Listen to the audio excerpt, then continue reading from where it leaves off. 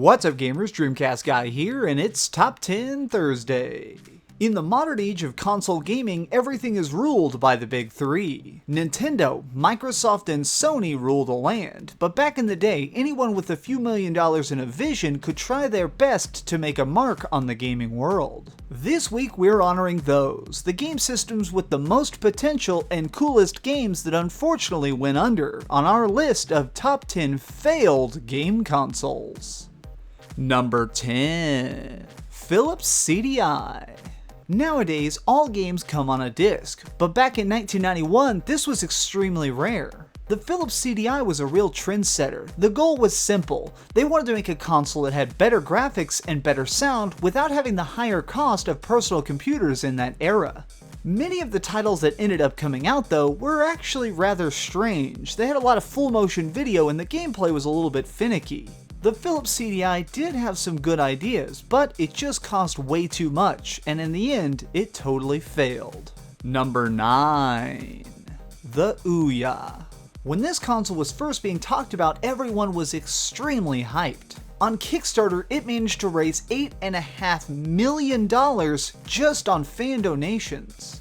It seemed no game developers wanted to even bother making games for what was basically a fancy cell phone. The processor and the internal guts of the Ouya were just too weak. Nobody could really develop anything worthwhile, so in the end, it flopped horribly. After an initial burst of sales, everybody pretty much just forgot about it.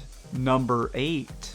Pioneer LaserActive. Many of my younger subscribers may not know what a Laserdisc is. Well, think of it as a gigantic DVD, but now picture using that on a game console. Many of the games to come out for this console were educational in nature, but mixed into the bunch we did get some creative little side ones, like this one, Hyperion. It looks like just your standard 3D shooter, but the graphical layering made it look so rich and cool. The biggest problem with this console was its initial release price. When this first came out, it cost $1,000 to buy, and because of that, it ended up having totally lackluster sales.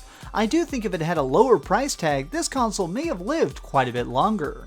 Number 7. The Nokia N-Gage. Notice how the gameplay here looks like it's filmed vertically on a cell phone? Well, that's actually how this handheld looked. Cell phone company Nokia saw the huge success of the Game Boy and wanted to try and create a merger of mobile technology and portable gaming.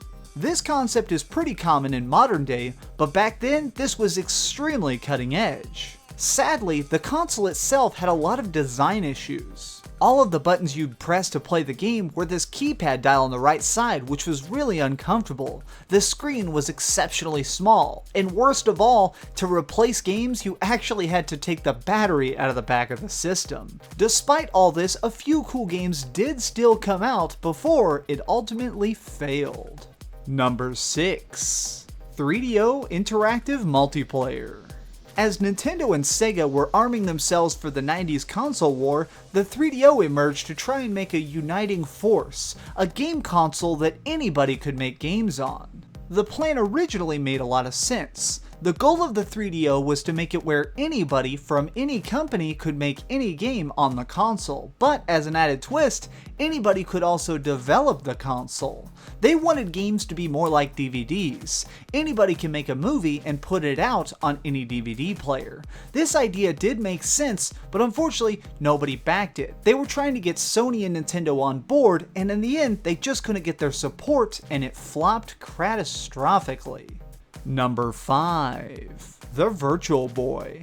For this entry, I don't want to show too much of the gameplay, mostly because it can actually damage your eyes. The Virtual Boy boasts being the first fully 3D console, creating really deep, beautiful images. The way the Virtual Boy worked is it had two separate screens, one for each eye. The images these screens showed were slightly different, and when they combine together in your brain, they create some truly spectacular graphics and interesting depth.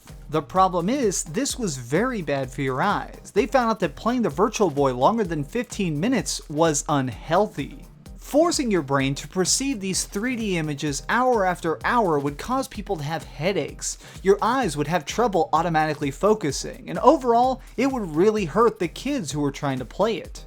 I actually grew up with one of these and really enjoyed playing it, but it's hard to deny that the system itself, while good on paper, was actually a giant catastrophe.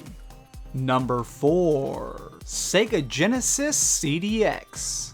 This is one of the much lesser known consoles put out by Sega. I'm putting this on the list just because when it came out in 1994, the Sega CD and Sega Genesis had hundreds of amazing action games, sports games, and RPGs. I mean, really, the library for just this one system could occupy millions of hours of fun and excitement. For some reason, as an added bonus, you could actually use this as a CD player, even putting batteries in to listen to your cool Britney Spears records on the go. Just the fact that you could play Sonic CD or the Phantasy Star games on this one machine makes it so cool, but Sega decided to pretty much torpedo it so that they could focus on their upcoming Sega Saturn. Number 3. The Atari Jaguar.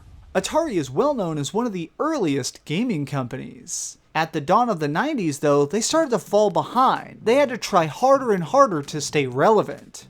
In a final effort to prove themselves to gamers, they developed the Atari Jaguar, a system that claimed to have 64 bits of processing power. At the time, this was unparalleled. They managed to do this by having multiple processors running in different sections of the console, things that would process sound, 3D rendering, or physics independently. These ideas all sounded so grand, but most game makers never could figure out how to properly utilize this strange infrastructure. Some people consider this to be an absolute travesty. They consider this the worst of all the retro gaming consoles, when really I think that the games that came out for it were actually pretty decent. Number 2. The Geo Pocket Color. This is one of the most baffling consoles on the list, because it seemed to do everything right. The Geo Pocket Color was a follow-up to the original Geo Pocket, and it featured a lot of fighting games. This was developed by company SNK, the company that made King of Fighters. They've always been famous for their fighting games, and that really shows on this handheld. Although there are a few RPGs that snuck on here, mostly this handheld is all about action. In fact, my favorite game on it is Metal Slug. The controls just worked so well on this handheld. The screen itself was really bright and full of color. Everything really burst with life. The design on this console was just dead on. They did everything with this completely perfect, and I think the only reason it failed is because the Game Boy was still such a titan in the handheld market at that time. Number 1. The Sega Dreamcast. Come on guys, you knew I was going to put this at number 1. Multiplayer gaming with Phantasy Star Online, epic storytelling with Shenmue and Skies of Arcadia, white knuckle racing with Tokyo Extreme Racer. The games for the Dreamcast truly were epic on a whole new level.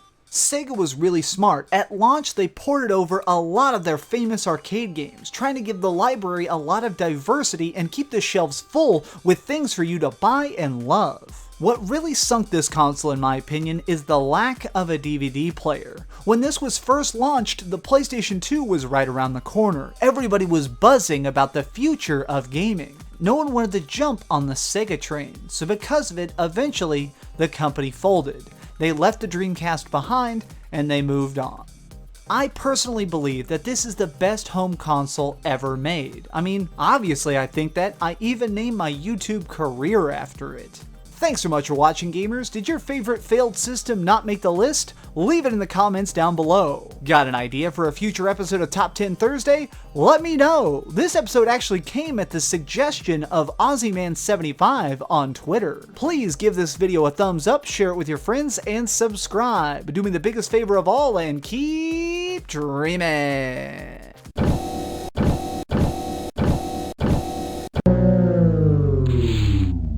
Thanks so much for watching. If you liked this video, maybe check out my last video. Please subscribe, and if you want, share this somewhere with your friends.